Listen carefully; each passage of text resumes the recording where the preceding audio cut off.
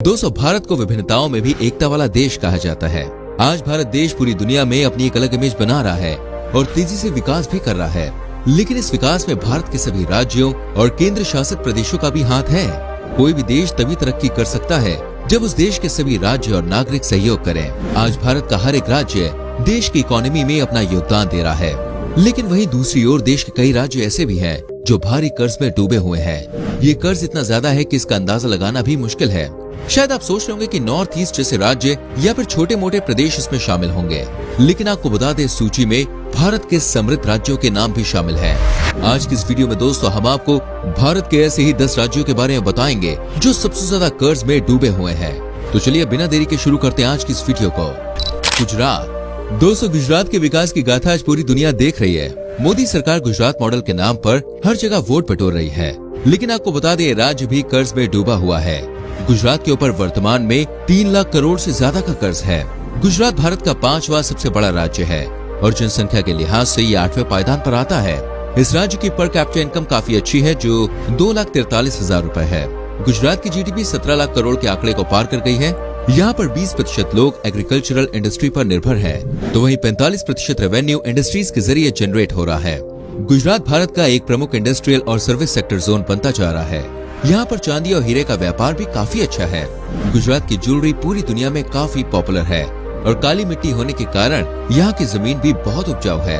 आपको बताना चाहेंगे कि मूंगफली की फसल गुजरात में बहुत अच्छी होती है और दूध उत्पादन के मामले में गुजरात पूरे देश में पहले स्थान पे आता है।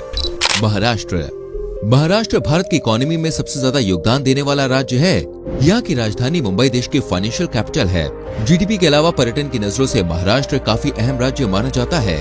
जनसंख्या के लिहाज से यह भारत का दूसरा सबसे बड़ा राज्य है और वहीं क्षेत्रफल की सूची में 3रे स्थान पे आता है। महाराष्ट्र की इकोनॉमी लगभग 30 लाख करोड़ की है, जो देश में सबसे ज्यादा है। इस राज्य पर 6,15,170 करोड़ रुपए का कर्ज मौजूद है। पिछले 2 साल के दौरान ही राज्य के कर्ज में 1,64,000 करोड़ रुपए के कर्ज में बढ़ोतरी देखी गई है। साल 2014 में इस राज्य का कर्ज सिर्फ 2,90,000 करोड़ था। तब से लेकर आज तक इस राज्य के कर्ज में डबल से भी ज्यादा की बढ़ोतरी देखी गई है। हालांकि महाराष्ट्र सरकार द्वारा अपने राज्य का कर्ज कम करने की कई कोशिशें की जा रही हैं, लेकिन अभी तक इस मामले में सरकार को कोई भी सफलता नहीं मिल पाई है। राजस्थान।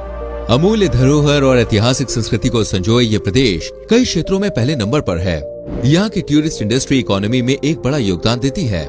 जयपुर, उदयपुर, जोधपुर, जैसलमेर जैसे कई राज्य के किले और अन्य स्मारक का दीदार करने बड़ी संख्या में सैलानी आते हैं। राजस्थान की जीडीपी 11.5 लाख करोड़ से ज्यादा की है, जिसमें 44% योगदान कृषि सेक्टर का है और 47% योगदान सर्विस सेक्टर का है। वहीं खाद्य तेल के उत्पादन में राजस्थान पहले नंबर पे है। इस देश में माइनिंग भी बड़े पैमाने पर की जाती है। Gold, silver, phosphate, rock, limestone, sandstone और मार्बल की बहुत सी खदानें यहाँ मौजूद हैं। राज्य में विंड मिल और सोलर पैनल्स के माध्यम से बिजली की पैदावार की जाती है। इतना ही नहीं, सीमेंट का उत्पादन भी सबसे ज्यादा राजस्थान में ही किया जाता है। देश में इस्तेमाल होने वाले नमक का 10% राजस्थान से ही आता है। राजस्थान आबादी के लिहाज से भारत के सबसे बड़े राज्यों में से एक है। गेहूं, बाजरा और ऊन की खेती यहाँ सबसे ज्यादा की जाती है। अगर आप असली भारत को एक्सप्लोर करना चाहते हैं तो एक बार राजस्थान की सैर जरूर कीजिएगा। यहाँ के हर शहर और गांव में आपको कुछ न कुछ नया देखने को मिलेगा। लेकिन दोस्तों, फिर भी राजस्थान सरकार पर 4,10,000 करोड़ का कर्ज भार है। बिहार। दोस्तों, ये बात हम सभी जानते हैं कि बिहार भारत के सबसे गरीब राज्यों में से एक है। आज तक न जाने कितनी सरकारें आई और चली गई, लेकिन कोई भी सरकार बिहार में विकास को अंजाम देने में सफल नहीं हो पाई है। बिहार आबादी के लिहाज से भारत का 3रा सबसे बड़ा राज्य है। बिहार राज्य की जीडीपी का कुल 1/3 हिस्सा इसके कर्ज में डूबा हुआ है। 6,11,000 करोड़ की जीडीपी वाले इस राज्य पर 2,13,000 करोड़ का कर्ज है। वहीं पर कैपिटा इनकम के मामले में बिहार काफी पीछे है। बिहार में सर्विस सेक्टर और इंडस्ट्री सेक्टर बहुत कम है और इसलिए यहाँ के ज्यादातर युवा रोजगार के लिए अन्य राज्यों में चले जाते हैं। वैसे बिहार में चीनी का उत्पादन काफी किया जाता है। यहाँ की ज्यादातर आबादी खेती बाड़ी और पशुपालन के जरिए ही अपनी रोजमर्रा की जिंदगी चला रही है। पंजाब। दोस्तों, पंजाब भारत का सबसे समृद्ध राज्य माना जाता है। यह अकेला राज्य है जो पूरे देश का 19% गेहूं और 11% से ज्यादा चावल का उत्पादन करता है। कपास की खेती भी यहाँ बड़े पैमाने पर की जाती है और इसीलिए यहाँ पर टेक्सटाइल की मार्केट भी बहुत बड़ी है। पंजाब की जीडीपी 5,77,000 करोड़ के आसपास है। सड़कों से लेकर रेल और हवाई यातायात तक सब कुछ पंजाब में अवेलेबल है। पंजाब को देश का अन्न भंडार और रोटी की टोकरी भी कहा जाता है। देश के सबसे अमीर किसान भी पंजाब के ही माने जाते हैं, लेकिन इसके बावजूद पंजाब की सरकार देश के सबसे ज्यादा कर्ज में डूबने वाली सरकार में शामिल है। पंजाब की सरकार पर 2,80,000 करोड़ रुपए का कर्ज बकाया है। केरला। कोरोना महामारी के कारण दोस्तों केरल का कर्ज भी काफी ज्यादा बढ़ गया है और इसी वजह से इस राज्य का नाम भी हमारी आज की सूची में शामिल है। केरल की पर कैपिटा इनकम 2 लाख के आसपास है। भारत की इकोनॉमी को मजबूती देने में आज केरल 9वें स्थान पे पहुंच गया है। पिछले कुछ समय के दौरान केरल की इकोनॉमी पर अंकुश लगता हुआ नजर आ रहा है, जिसकी एक वजह राज्य पर लगातार बढ़ता कर्ज भी है। केरल पर फिलहाल 3.73 लाख करोड़ रुपए का कर्ज है। वहीं इसकी जीडीपी जल्द ही 10 लाख करोड़ के आंकड़े को पार करने वाली है। तीनों ओर से समुद्र के पानी से घिरे होने के कारण केरल में कृषि के अवसर कम है, लेकिन यहाँ मैन्युफैक्चरिंग इंडस्ट्रीज ने बहुत तरक्की की है।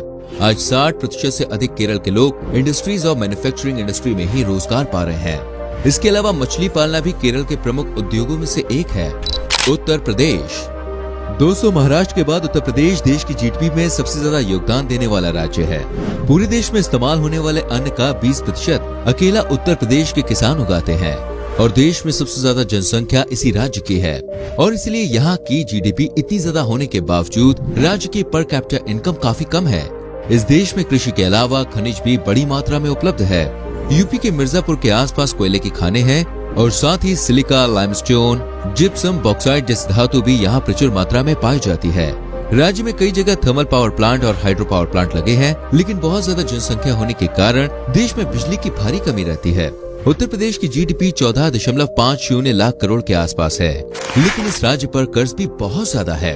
हालिया रिपोर्ट्स के मुताबिक उत्तर प्रदेश सरकार पर 6,11,000 करोड़ का कर्ज है। इतनी बड़ी संख्या में कर्ज चुकाना दोस्तों उत्तर प्रदेश के लिए बिल्कुल भी आसान नहीं है, लेकिन सरकार द्वारा राज्य में पर्यटन विभाग को तेजी से बढ़ावा दिया जा रहा है, जिससे इसकी अर्थव्यवस्था और मजबूत हो रही है। आंध्र प्रदेश। आंध्र प्रदेश भारत में दक्षिण के पूर्वी छोर पर स्थित एक राज्य है। ये राज्य अपने मंदिरों के लिए न सिर्फ हिंदुस्तान में बल्कि पूरे विश्व में प्रसिद्ध है। इसके अलावा यहाँ की प्राकृतिक सुंदरता भी बड़ी कमाल की है दोस्तों।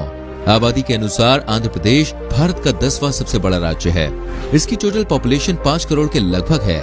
वहीं एरिया के लिहाज से आंध्र प्रदेश भारत में 7वें स्थान पे आता है। राज्य की कुल जीडीपी 11 लाख के आसपास है, तो वहीं इस राज्य पर 3 करोड़ 75 लाख रुपए का कर्ज भी चढ़ा हुआ है। इस हिसाब से राज्य के प्रति व्यक्ति पर 7,175 रुपए का कर्ज है। आंध्र प्रदेश ने पिछले कुछ सालों के दौरान अपनी जीडीपी में तेजी से इजाफा किया है। ईज ऑफ डूइंग बिजनेस के इंडेक्स में भी आंध्र प्रदेश को बहुत अच्छी रैंकिंग मिली है। आंध्र प्रदेश के लगभग 60% नागरिक एग्रीकल्चरल इंडस्ट्री पर ही निर्भर हैं। राज्य की इकोनॉमी में 34% हिस्सेदारी कृषि और खेतीबाड़ी की है। इसके अलावा 43% लोग सर्विस सेक्टर से जुड़े हुए हैं और 23% लोग इंडस्ट्री से जुड़े हुए हैं। यहाँ पर चावल की खेती सबसे ज्यादा की जाती है। आंध्र प्रदेश का लिटरेसी रेट भारत के अन्य राज्यों के मुकाबले काफी कम है। सिर्फ 67% लोग ही आंध्र प्रदेश में पढ़े लिखे हैं। वेस्ट बंगाल। 100 मिलियन से ज्यादा आबादी के साथ दोस्तों वेस्ट बंगाल भारत की जनसंख्या के लिहाज से चौथा सबसे बड़ा राज्य है। वेस्ट बंगाल प्राचीन समय से ही देश की इकोनॉमी में एक मुख्य भूमिका निभाता आया है। एक समय पर बंगाल भारत की राजधानी भी हुआ करता था और अन्य देशों के साथ व्यापार के लिए बंगाल के बंदरगाह को इस्तेमाल किया जाता था। आज पश्चिम बंगाल की जीडीपी 13.5 लाख करोड़ के आसपास है। यहाँ पर सबसे ज्यादा चावल और आलू की खेती की जाती है। इसके अलावा जूट, गन्ना और गेहूं भी बंगाल में प्रचुर मात्रा में उगाया जाता है। चाय के उत्पादन में पश्चिम बंगाल पूरे देश में दूसरे स्थान पे आता है। यहाँ के दार्जिलिंग के बागान देखने देश विदेश से हर साल लाखों पर्यटक आते हैं।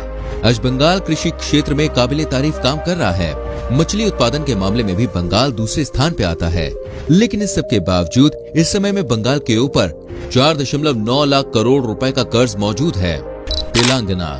दोस्तों तेलंगाना को भारत का सबसे नया राज्य बनने का दर्जा प्राप्त है। 2014 में तेलंगाना राज्य का गठन हुआ था और 8 सालों से भी कम समय में तेलंगाना ने खुद को भारत के सबसे ज्यादा कर्ज वाले राज्यों की सूची में शामिल कर लिया है। तेलंगाना सरकार पर वर्तमान में 2.5 लाख करोड़ रुपए का कर्ज है। तेलंगाना के किसान कृषि के लिए वर्षा के जल पर ही निर्भर हैं। अगर बारिश अच्छी होती है तो किसानों का लाभ होता है और कम होती है तो किसानों को भारी नुकसान भी झेलना पड़ता है। यहाँ पर सबसे ज्यादा चावल की खेती की जाती है और कपास, गन्ना, आम और तंबाकू की पैदावार भी तेलंगाना में की जाती है। अच्छी बात यह है कि तेलंगाना में सर्विस सेक्टर और इंडस्ट्रियल सेक्टर भी तेजी से अपने पैर पसार रहा है। बहुत ही कम समय में तेलंगाना में टेक्सटाइल इंडस्ट्री, ऑटोमोबाइल और सॉफ्टवेयर इंडस्ट्री ने अपने पैर जमा लिए हैं, जिससे राज्य के युवाओं को काफी फायदा भी मिल रहा है। 9.78 लाख करोड़ की जीडीपी के साथ देश की अर्थव्यवस्था को मजबूत करने में तेलंगाना मुख्य भूमिका निभा रहा है। दोस्तों, उम्मीद करते हैं कि आपको ये वीडियो अच्छी लगी होगी। कमेंट करके जरूर बताइए कि आज की वीडियो में आपको इन राज्यों की कौन सी बात सबसे अच्छी या फिर बुरी लगी। साथ ही इस वीडियो को अपने दोस्तों के संग, अपने फैमिली मेंबर्स के संग शेयर जरूर कीजिएगा।